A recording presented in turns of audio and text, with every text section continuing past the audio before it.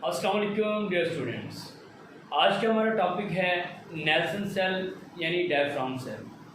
आज हम इस नेल्सन सेल से NaOH यानी कास्टिक सोडा की तैयारी करेंगे, इसकी प्रिपरेशन करेंगे ब्राइन सॉल्यूशन से।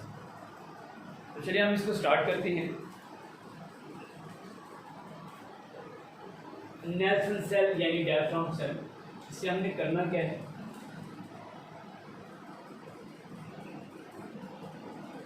Preparation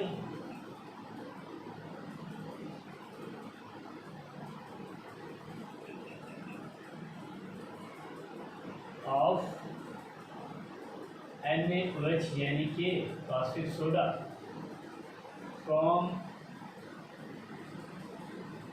Bryan. ब्राइन से हमने कास्टिक सोडा बनाना है।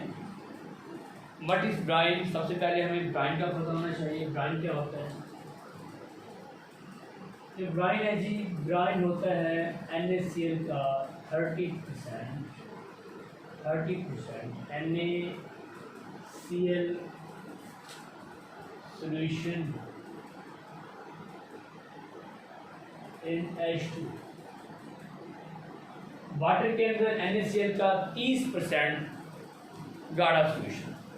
इसका कंसनट्रेटेड सोल्यूशन है। टेबल साल्ट जो NaCl आप यूज़ करते हो सिंपल डेली लाइफ में, उसका हमने सोल्यूशन बनाना है, उसको हम कहते हैं ब्राइन सोल्यूशन। इसको हम लेंगे सेल के अंदर। सेल का नाम है नेल्सन सेल या डायफ्राम सेल। सेल के दो कंपार्टमेंट हैं, एक एनोड एक कैथोडिक कंपार्टमेंट। एनोड हमने ये लीवर टाइप के ब्लैक कलर का आ रहा है, ये एनोड है, इसको हमने लटका दिया। और एक परफोरेटेड सुराखदार ब्लैक कलर का ये सुराखदार परफोरेटेड ये यू शेप ये है जी परफोरेटेड कैथोड यानी सुराखदार कैथोड, जिस पे नेगेटिव चार्ज है और एनोड पे क्या होता है? पॉजिटिव चार्ज है। दो कंपार्टमेंट्स हैं। अब दोनों के दरमियान में हम रेड कलर की ये जो यू शेप आपको दिखाई दे रही है, इसको कहते हैं एस्बेस्टॉस डायफ्राम। इसका भी आगे पर्पल है, ये बताऊँगा मैं आपको। तो नीचे एक कैच बेसन रख दिया, इसका भी एक पर्पल है सोल्यूशन कलेक्ट करने के लिए। स्टील का एक टैंक है, स्टील का एक टैंक है जिसके अंदर सारा ये सिस्टम लगाया हुआ है, स्टील टैंक। होता क्या है इसके अंदर? हम ब्राइन का सोल्यूशन ऐड करते हैं।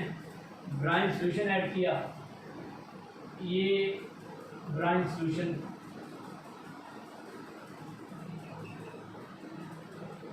यानी NaCl का पानी के अंदर सोल्यूशन। ये ब्राइन सोल्यूशन हमने इस कंपार्टमेंट के अंदर डाल दिया, यू शेप डायफ्राम के इस कंपार्टमेंट के अंदर, जहाँ एनोड भी है और परफोरेटेड कैथोड भी है। सोल्यूशन डाल दिया। अब ये कैथोड ऊपर एनोड है, दोनों को बैटरी से कनेक्ट जब करेंगे तो क्या होगी? इलेक्ट्रोलाइसिस होगी। अब आयोनाइजेशन होगी। अब ब्राइन के अंदर दो चीज़ें, पानी भी है यानी H2O वाटर, और साथ NaCl भी है। जब बैटरी कनेक्ट करेंगे इस पॉजिटिव टर्मिनल से, एनोड से बैटरी का पॉजिटिव टर्मिनल और कैथोड से बैटरी का नेगेटिव टर्मिनल, तो करंट मिलेगा और रिएक्शन होगा। रिएक्शन के नतीजे में क्या बनेगा? रिएक्शन होगा।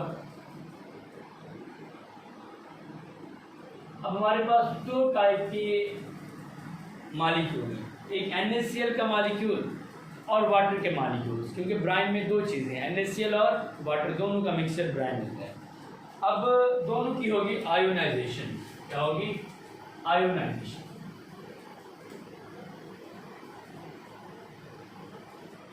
करंट जब मिलेगा, करंट की मौजूदगी में NaCl भी अपने आयंस में टूट जाएगा और जो H2O है ये भी अपने आयंस में टूट जाएगा। पहले NaCl को देख लेते हैं। ऐसे NaCl होता है, जब करंट मिलेगा NaCl टूटेगा Na पॉजिटिव में, क्योंकि ये आयोनिक कंपाउंड है।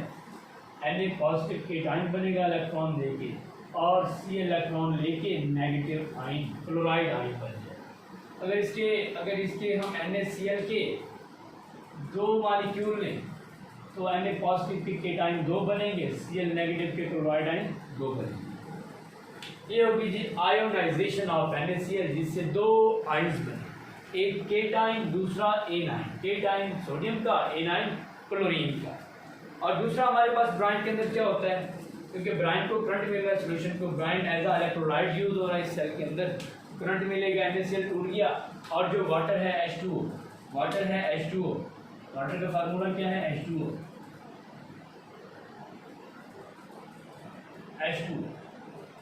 H2O की जब इलेक्ट्रोलाइसिस होती है ये टूटता है H पॉजिटिव आयन के अंदर, एक H पॉजिटिव एट आयन, दूसरा OH hydroxyl negative anion, दो आयन इसके बन गए। अगर वाटर के हम अगर दो मॉलिक्यूल लें वाटर के, तो दो केटाइन बनेंगे H पॉजिटिव, दो एनाइन हाइड्रोक्सिल आयन बनेंगे, सही, यहाँ तक क्लियर। अब ये चार आयन्स बन गए, दो पॉजिटिव दो नेगेटिव, दो केटाइन दो एनाइन। अब होगा क्या, अब एनोड पे पॉजिटिव चार्ज है, कैथोड पे नेगेटिव चार्ज है। एनोड क्या करेगा, एनोड के पास पॉजिटिव चार्ज है तो नेगेटिव आयंस को खींच लेगा।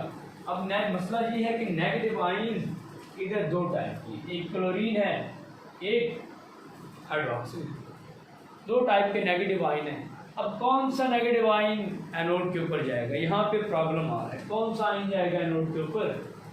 अब एनोड पे होती क्या है हमेशा, एनोड पे क्या होती है, एनोड पे कौन सा रिएक्शन होता है, एनोड पे हमेशा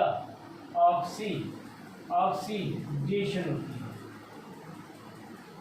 एनोड पे हमेशा ऑक्सीडेशन होती है, मतलब कि इलेक्ट्रॉन्स का रिमूव होना, एनोड पे हमेशा इलेक्ट्रॉन रिमूव हो जाते हैं, एटम से इलेक्ट्रॉन निकल जाते हैं एनोड के ऊपर। अब वहाँ एनोड के ऊपर इन दोनों नेगेटिव आयन में से वो वाला आयन जाएगा जिसका ऑक्सीडेशन पोटेंशियल ज़्यादा होगा, जिसके पास ज़्यादा ताकत होगी इलेक्ट्रॉन को देने की। अब ये जो क्लोरीन है इसकी हाइड्रोक्सिल आयन से इसका रिडक्शन पोटेंशियल ज़्यादा है, ये आसानी से इलेक्ट्रॉन को रिमूव कर सकता है, ठीक है। अब क्लोरीन आयन जो क्लोराइड आयन है वो एनोड पे जाएगा, रिएक्शन होगा, ऑक्सीडेशन होगी, रिएक्शन को देख लेते हैं, रिएक्शन एट एनोड देख लेते हैं क्या होता है उधर, रिएक्शन एट एनोड पे देखेंगे, क्योंकि क्लोरीन जो क्लोराइड आयन है वो एनोड पे जा रहा है। अब जो क्लोराइड आयन है नेगेटिव आयन है, ये एनोड पे जाएगा, एनोड पे इसकी हो जाएगी ऑक्सीडेशन, मतलब इलेक्ट्रॉन को रिमूव कर देगा, removal of electron from atom is called oxidation. अब इससे इलेक्ट्रॉन रिमूव हुआ, एक्सेस में था तो ये न्यूट्रल हो गया, न्यूट्रल हो। अब इसके कितने मॉलिक्यूल हैं, कितने आयन, दो है, दो आयन, दो ने इलेक्ट्रॉन रिमूव किया, दो एटम बने न्यूट्रल, तो ये इस तरह क्लोरीन मॉलिक्यूल के फॉर्म में एग्जिस्ट करता है तो Cl2 बन जाए। अब ये Cl2 बनेगी, Cl2 इस एनोड की कंपार्टमेंट से ऐसे बन के निकल जाएगी, इसको आगे हम सिलेंडर में फिल कर देंगे। अब क्लोरीन बन गई, क्लोरीन गैस बन गई एनोड कंपार्टमेंट के ऊपर। अब कैथोड पे क्या होता है, कैथोड परफोरेटेड है, सुराखदार है, और इस पे कैथोड पे हमेशा नेगेटिव चार्ज होता है। अब नेगेटिव चार्ज मतलब ये अपोजिट चार्जेस को अट्रैक्ट करेगा, अपोजिट कौन से बनते हैं, जो पॉजिटिव है। कैथोड नेगेटिव है तो पॉजिटिव चार्जेस कौन से हैं, Na और H पॉजिटिव, इनको कैथोड अट्रैक्ट करेगा, क्योंकि you know that opposite charges attract each other. तो ये कैथोड खींचेगा इन पॉजिटिव चार्जेस को, Na को भी H को भी, लेकिन जाएगा कौन सा। आप सबको पता है कि कैथोड पे कौन सा रिएक्शन होता है, कैथोड पे हमेशा रिडक्शन होती है, क्या होती है, रिडक्शन होती है। Reduction means gain of electron, electron का हासिल करना, इलेक्ट्रॉन का अटेन करना, हासिल करना, रिडक्शन कहलाता है। अब वहाँ पे वो वाला आयन जाएगा जिसके पास रिडक्शन पोटेंशियल ज़्यादा होगा, जिसका रिडक्शन पोटेंशियल ज़्यादा होगा, जिसकी रिड्यूस होने की सलाहियत ज़्यादा होगी, जो आसानी से इलेक्ट्रॉन को जल्दी से लेने की जैसी सलाहियत है, वो उधर जाएगा, कैथोड के ऊपर रिड्यूस हो जाएगा, डिस्चार्ज हो जाएगा। अब Na पॉजिटिव H पॉजिटिव, दो पॉजिटिव केटाइन है, दो आयन, कौन सा जाएगा। अच्छा आप सब जानते हो कि जो Na सोडियम मेटल है, ये अल्कली मेटल है फर्स्ट ग्रुप की, और तमाम अल्कली मेटल्स जो है बेस्ट मेटल्स है और इजीली इलेक्ट्रॉन देती हैं। इनका ऑक्सीडेशन पोटेंशियल ज़्यादा होता है, ये ऑक्सीडाइज होने की सलाहियत ज़्यादा होती है, इलेक्ट्रॉन आसानी से दे सकती है। मगर इधर तो होनी है रिडक्शन, इधर तो इलेक्ट्रॉन लेना है, और सोडियम का ऑक्सीडेशन पोटेंशियल ज़्यादा होता है, ये तो इलेक्ट्रॉन देने की सलाहियत रखती है, क्योंकि आप जानते हो मेटल्स की प्रॉपर्टी है कि इलेक्ट्रॉन आसानी से लूज़ कर सके।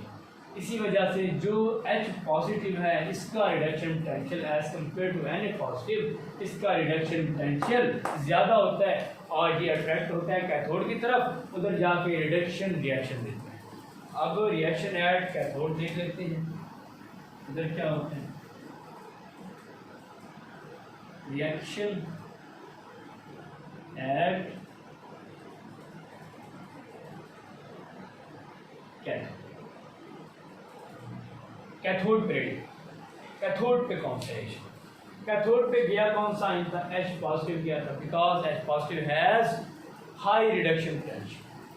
अब वहाँ पे H पॉजिटिव गया, अगर एक H पॉजिटिव जाएगा वहाँ पे एक इलेक्ट्रॉन लेगा और बन जाएगा न्यूट्रल H। मगर हमारे पास तो दो है ना, हमारे पास तो दो H पॉजिटिव है ना, दो H पॉजिटिव जाके क्या करेंगे, दो इलेक्ट्रॉन रिमूव हुए थे ना इधर से, दो इलेक्ट्रॉन दिए क्लोरीन दिए, दो इलेक्ट्रॉन रिमूव, ये दो इलेक्ट्रॉन जो रिमूव हुए थे वो H पॉजिटिव के दो केटाइन, उनके पास इलेक्ट्रॉन की कमी है, डिफिशिएंसी है, एक H पॉजिटिव एक इलेक्ट्रॉन लेगा, दो H पॉजिटिव दो इलेक्ट्रॉन ले लेंगे, और क्या हो जाएगा, मालिक्यूलर हाइड्रोजन का एक मालिक्यूल, क्योंकि हाइड्रोजन गैस भी क्लोरीन की तरह डायटॉमिक फॉर्म में एग्जिस्ट करती है। इसी तरह कैथोड पे कौन सी गैस बन जाएगी, कैथोड पे H2 हाइड्रोजन गैस बन जाएगी, और हाइड्रोजन गैस को फर्दर हम आगे सिलेंडर में फिल कर देंगे, आगे इसके फर्दर यूज़ करेंगे इसको। अब हमने बनाना क्या था, हमने तो बनाना था NaOH, हमने तो NaOH की प्रिपरेशन करनी थी ना, NaOH की कास्टिक सोडा क्या कहते हैं इसको, कास्टिक सोडा, और ये स्ट्रॉन्ग बेस होती है, स्ट्रॉन्ग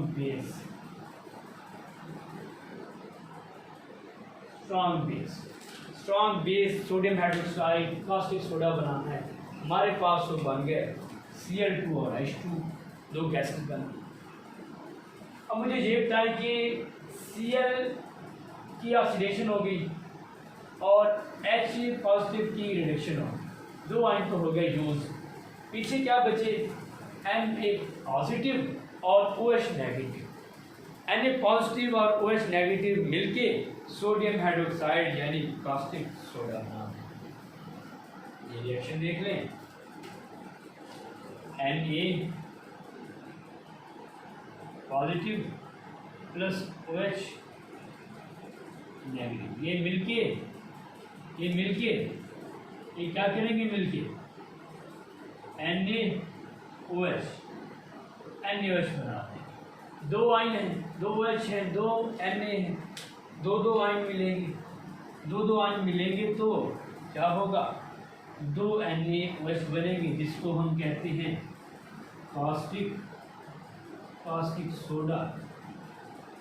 कास्टिक सोडा बन गया, कमर्शियल स्केल पे बन गया, तजारती पैमाने पर कास्टिक सोडा प्रिपेयर हो गया। अब इसका ओवरऑल रिएक्शन देख लेते हैं, कंप्लीट रिएक्शन।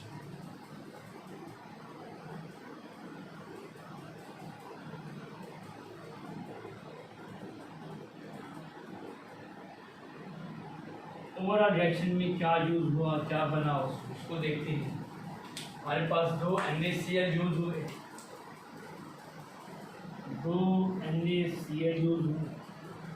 प्लस दो H2O के मालिक्यूल यूज हुए, और बना Cl2 बनी एनोड के ऊपर, H2 गैस बनी हाइड्रोजन गैस कैथोड के ऊपर, और ओवरऑल हमारे पास जो मेन प्रोडक्ट था कास्टिक सोडा यानी सोडियम हाइड्रोक्साइड NaOH के इतने दो मालिक्यूल्स थे। ये हमारा हो गया ओवरऑल रिएक्शन।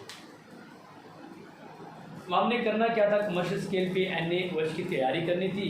NaOH बन के इस परफोरेटेड कैथोड से, सुराखदार कैथोड से ये परकुलेट करेगा नीचे, ड्रॉप बाय ड्रॉप नीचे आएगा।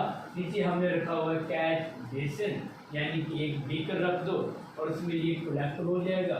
इसको कलेक्ट करके जब इसको हम कलेक्ट कर लेते हैं, इस सोल्यूशन को, तो इसमें 11% सोल्यूशन के अंदर NaOH होता है और 16% NaCl की इम्प्योरिटी होती है।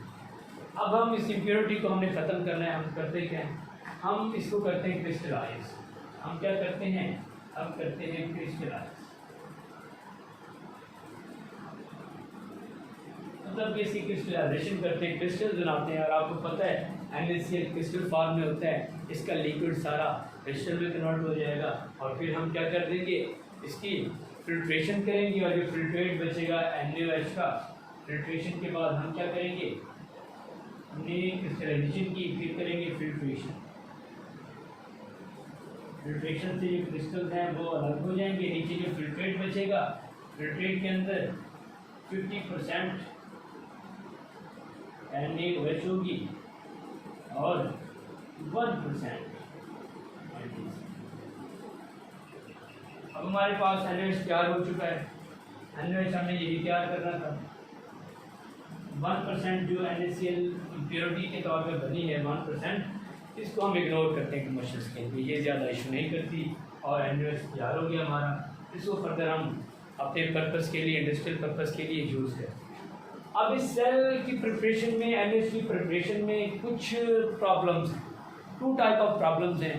एक प्रॉब्लम होती है कि ये जो हमारे पास क्लोरीन गैस निकल रही है एनोड के ऊपर, एनोड पे पॉजिटिव चार्ज है, क्लोराइड के ऊपर नेगेटिव चार्ज है, जाके उधर गैस बन जाती है ऑक्सीडाइज होके। अब ये दूसरा आयन है OH नेगेटिव, ये भी नेगेटिव, इसकी भी थोड़ी थोड़ी अट्रैक्शन है उसके साथ, एनोड के साथ, क्योंकि ये नेगेटिव एनोड पॉजिटिव, तो ये भी एनोड की तरफ मूव करता है। तो ये OHCl2 के साथ मिलके हाइपोक्लोराइड आयन बना देता है। इसका रिएक्शन थोड़ा यूँ होता है, इस रिएक्शन को देख लें आप। अब ये कुछ प्रॉब्लम्स हैं, प्रॉब्लम्स को देख लें। प्रॉब्लम्स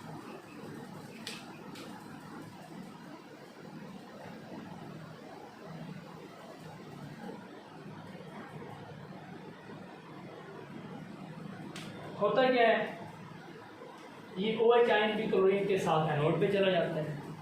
ये OH आयन, क्लोरीन तो जा रहा है ना, क्लोराइड OH भी चला जाता है, तो आपस में रिएक्ट कर देते हैं। रिएक्शन होता है Cl नेगेटिव प्लस OH। अब ये इसके 2 हैं, अब ये Cl2 की फॉर्म में ऊपर बना हुआ है, OH नेगेटिव Cl2 के साथ रिएक्ट करता है, गैस बनी हुई थी। अब इसका रिएक्शन होता है और हमारे पास OCl नेगेटिव यानी कि हाइपोक्लोराइड आयन बनता है, और Cl नेगेटिव क्लोराइड आयन बनता है, और H2O का मॉलिक्यूल बनता है, H2 वाटर के साथ।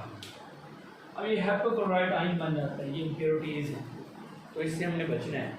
इस इम्प्योरिटी को ख़त्म करने के लिए हम क्या करते हैं, इसी इम्प्योरिटी को ख़त्म करने के लिए, ताकि ये प्योर सोल्यूशन ना बने, NaOH प्योर बने, प्योरिटी कोई ना हो, हम एस्बेस्टॉस डायफ्राम लगाते हैं। ये रेड कलर की यू शेप की होगी। ये क्या करेगी, दोनों सोल्यूशन को अलग अलग रखेगी, एनोडिक सोल्यूशन को अलग, कैथोडिक को अलग, और ये OH को उधर नहीं जाने देगी।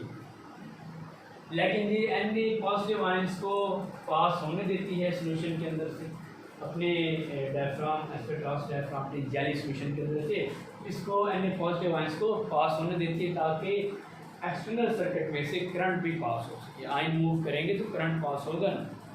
लेकिन ये OH नेगेटिव आयंस और क्लोरीन गैस को आपस में मिलने नहीं देते, तो ये प्रॉब्लम सॉल्व हो गया। एक और प्रॉब्लम होता है, एक और प्रॉब्लम भी होता है, उसमें क्या होता है, दूसरे प्रॉब्लम में ये जो OH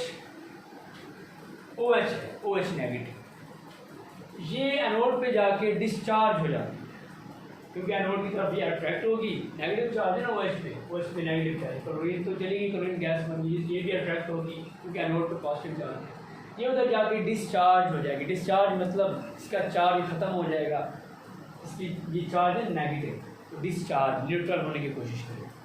तो न्यूट्रल होकर इसमें से ऑक्सीजन गैस निकलती है। अब ऑक्सीजन गैस जो निकलेगी ऊपर क्लोरीन भी गैस बन रही है एनोड, दोनों गैस मिक्स होगी और इम्प्योरिटी काज इम्प्योरिटीज बनी। इस इम्प्योरिटी से बचने के लिए हम सोल्यूशन निकालते हैं। हम क्या करते हैं, फिर हम क्या करते हैं, हम इस कंपार्टमेंट को, जो एनोडिक कंपार्टमेंट है, इसमें ब्राइन का जो सोल्यूशन डाल रहे हैं, इसको हम कोशिश करते हैं कि ये फिल रहे, ये सोल्यूशन कम ना। जब तक ये सोल्यूशन फिल रहेगा, ये कंपार्टमेंट ब्राइन से भरा हुआ रहेगा, तो क्या होगा, जो OH आयंस हैं, जो लिक्विड है, लिक्विड मूव करेगा कैथोड की तरफ, कैथोड की तरफ मूव करेगा और ऊपर एनोड की तरफ नहीं जाएगा। इस तरह ऊपर जाके ये डिस्चार्जिंग से बच जाएगा और इम्प्योरिटी से हम बच सकते हैं। आज की इस लेक्चर में हमने क्या किया, हमने कमर्शियल स्केल पर प्रिपरेशन की NaOH की जो स्ट्रॉन्ग बेस है कास्टिक सोडा, क्योंकि इंडस्ट्रीज में बहुत ज़्यादा इसकी इंपॉर्टेंस है, ये चाहिए। किससे तैयार किया, ब्राइन सोल्यूशन से। सिंपल जो खाने का नमक है उसका सोल्यूशन बनाया 30% NaCl का वाटर के अंदर। वो ब्राइन को हमने एक सेल में लिया, सेल में इलेक्ट्रोलाइसिस करवाई, दो ब्राइन के अंदर दो मॉलिक्यूल NaCl और H2O का, दोनों की आयनाइजेशन होगी, आयंस बने, आयंस ने अपने रिस्पेक्टिव एनोड कैथोड की तरफ, रेस्पेक्टिव इलेक्ट्रोड की तरफ मूवमेंट की और दो गैसेस बनी, Cl2 और H2 गैसेस।